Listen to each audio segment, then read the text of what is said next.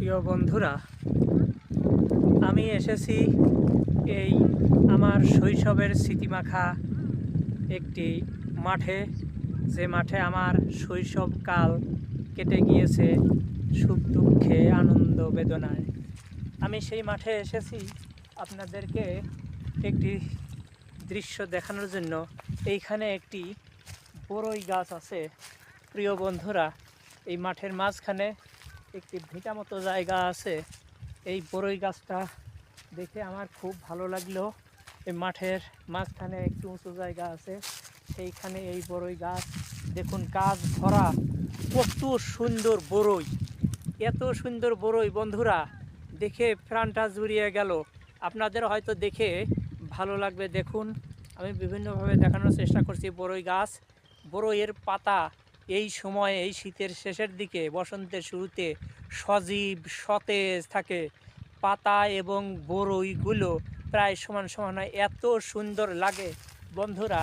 এই বড়ই গাছটা আমি কাছের থেকে দেখাই এবং আমি ভিডিওর ভিতরেই বড়ই এখান থেকে পেরে খাবো। এখানে খেলে খুব একটা অপরাধ হবে না, কারণ এই গাছের বড়ই তেমন একটা সংরক্ষিত নয়, আপনিও চাইলে খেতে পারেন।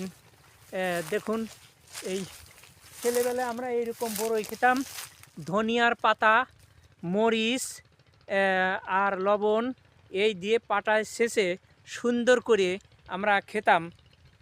কী যে মধুময় লাগতো, কী যে ভালো লাগতো বন্ধুরা মিলেমিশে সহেলীদের সাথে আমরা এইগুলো খেতাম স্কুল থেকে এসে, এবং এই বিকেলবেলা আমরা খেতাম। এই যে বিসমিল্লাহ, এই বড়ইটা আমি খাচ্ছি, মনে হচ্ছে আমি আমার অতীতে ফিরে গিয়েছি বন্ধুরা।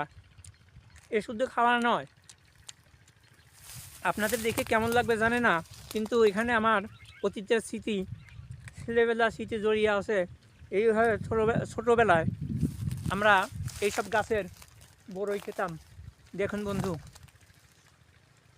কত বড়ই, দেখুন দেখুন, এদিক থেকে দেখাই, একেবারে কাছে মাটিতে দাঁড়িয়ে এখান থেকে বড়ই খেতে পারবেন।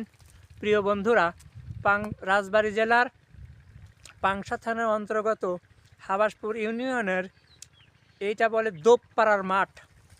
এই দোপপাড়ার মাঠে এই গাছের বড়ই আপনিও এরকম খেতে পারবেন, এটা সংরক্ষিত নয়, সেটাই আমি আপনাকে দেখাচ্ছি। প্রিয় বন্ধুরা, মাঠের পাশে এই গাছটা দেখতে খুবই চমৎকার লাগে, সেটা আপনাদেরকে আমি দেখানোর চেষ্টা করছি।